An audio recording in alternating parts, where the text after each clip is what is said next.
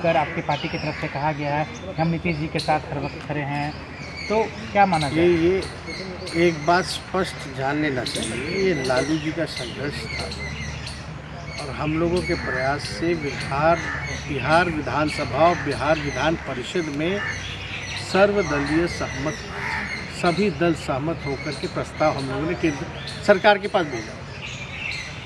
उसमें बीजेपी भी थी, हम लोग भी थे।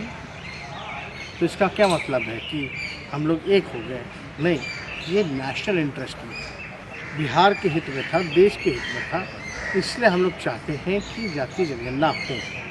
इसके कई लाभ जो हैं गरीब बेसहारा जो अंतिम पायदान पे हैं, जिनको मुख्य धारा में लाना है, उनको मदद हो लाने में। और जब प्रधानमंत्री जी के पास जाने का हमने ऑफ़र दिया, क्यों दिया? क्योंकि पार्लियामेंट में सवाल आया था तो उसमें केंद्र सरकार ने मना किया। तब हम ही ने कहा था कि मैं प्रधानमंत्री के पास चलूँ, तो इसका क्या मतलब है कि हम बीजेपी से मिल रहे?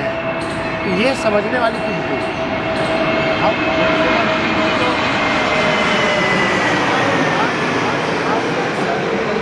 सहमति से जब पास हुआ, आज जो है किस चीज़ का इंतज़ार कर रहे हैं?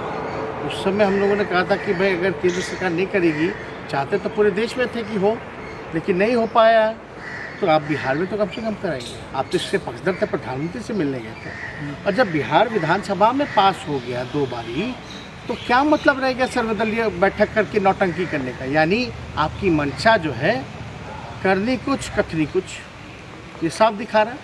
आप बैठक किस बात का बुलाइएगा भाई? या तो बैठक बुलाना था तो बुला देते, फिर देखते कौन आता कौन नहीं आता, पता चल जाता। आपने वो भी नहीं किया। और बैठक का तो सवाल होता ही नहीं जब विधानसभा से पास हो गया। तो बिहार विधानसभा के बाद पास हो जाने के बाद बैठक का क्या मतलब? यानी सहमति है? यानी आप दूसरी तरफ आप ही कह रहे कि माहौल बना रहे कि सहमति नहीं हो रही। यानी आप ही बिहार विधानसभा के कॉन्सेंस को, आप उसकी बातों को जो है आप इग्नोर कर रहे हैं। आप ही बिहार विधानसभा के प्रस्ताव को नहीं मान रहे, तभी आप कह रहे हैं कि बैठक बुलाइएगा। ये जो माहौल शांतिपूर्ण था, ये विरोध का माहौल तो ये मुख्यमंत्री जी ने बना दिया। और ये तो तीसरी नंबर की पार्टी भाई, तो जाहिर सी बात है ना, बिहार के मुख्यमंत्री सबसे डरपोक, सबसे कमज़ोर, कलेजा नहीं है ना, क्योंकि कुर्सी पर बैठना है। इनको नेशनल इंटरेस्ट से क्या लेना देना, बिहार के इंटरेस्ट से क्या लेना देना, जनता के भलाई और तरक्की से क्या लेना देना, इनको समाजवाद से क्या लेना देना? इनको बस प्यारी है अपनी कुर्सी। तो जगताप बाबूजी ने मात्र इतना ही कहा था कि भाई इस मुद्दे पर मुख्यमंत्री को फैसला लेना चाहिए, फैसला ले। और हम लोग का क्या, सब दल का इसमें सहमति था पहले। अब फैसला लेंगे तो पता चल जाएगा कौन है नहीं है। लेकिन इसमें समझौते की बात नहीं है, ये बात समझना है। अगर कोई कहे कि हम नज़दीक आ गए, तो पुरानी गलती, लोग एक बार गलती करके अगर नहीं सुधरे तब तो उसका क्या हल होगा? और हम जनता के प्रति अपना शक्ल दिखा पाएंगे क्या?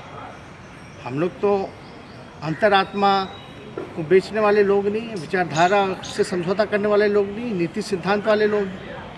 नीतीश कुमार जी जैसा नहीं कि मिट्टी में मिल जाऊंगा लेकिन भाजपा में नहीं जाऊंगा, और ना ही जाति जनगणना कराऊंगा, खाली कहूँगा। यही काम है नीतीश जी का।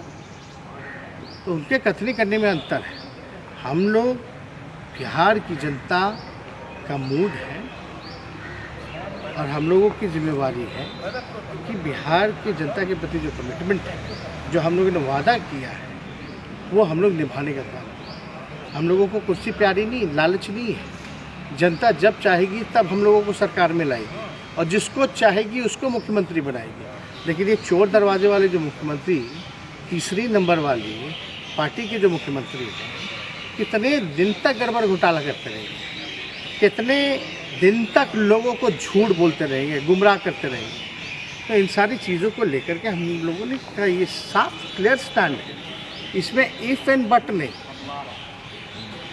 कोई दिक्कत नहीं। जो बात आप बोल रहे हैं विपक्ष में रह के, आजकल उनके पार्टी के राष्ट्रीय अध्यक्ष हो या जो उनके पार्टी में उपेंद्र कुशवाहा है, वो भी बीजेपी पे ऐसे ही सवाल खड़े कर रहे हैं कि जातीय जनगणना नहीं करेंगे तो आंदोलन करेंगे। ललन सिंह मांग कर रहे हैं कि जो बकाया राशि है बिहार का। आप एक बात समझा, बिहार को स्पेशल राज्य का दर्जा मिले, किससे मांग रहे हैं? अमेरिका के राष्ट्रपति से मांग रहे हैं। इन्हीं की ना सरकार है केंद्र में भी, बिहार में। किससे मांग रहे हैं भाई? किसको बेवकूफ़ बना रहे हैं? स्पेशल पैकेज बिहार को कितना करोड़ देंगे? 1,00,000 करोड़ रुपए का पैकेज देंगे। कहाँ गया भाई? 80,000 90,000 ये वो आरा में बोली लगा था उस समय, तो ये लोग साथ में थे। डबल इंजन की सरकार है, आपको स्कीम का भी पैसा नहीं मिल रहा, तो आप उंगली किस पे उठा रहे हैं? You are the part of the government of India, you are the alliance partner, you are the biggest alliance partner in North India of BJP. तब आप ऐसी बचकानी बातें करें, किसको उल्लू बनाते हैं? देखिए, देश की जनता और ख़ास तौर पे जदयू के नेता और जितने अंधविश्वासी लोग हैं जो टीटीएम करते रहते हैं, जो केवल उनका सुबह से रात तक, सोने तक, उठने तक यही काम रहता है कि बिहार की जनता को उल्लू कैसे बनाएंगे। ये वो सारे नेता एक बात समझ लें कि बिहार की जनता उल्लू बनेगी नहीं, आपको आईना दिखाने का काम करेगी, सबक सिखाएगी। और यही बिहार की जनता आपको देखती रही 15 साल तक। आप मुख्यमंत्री रहे और बिहार सबसे नीचे पायदान पे रहा। वो आप ही के सरकार का रिपोर्ट है, नीति आयोग का, और आप तीसरी नंबर की पार्टी बन गई। ये जनता देख रही है।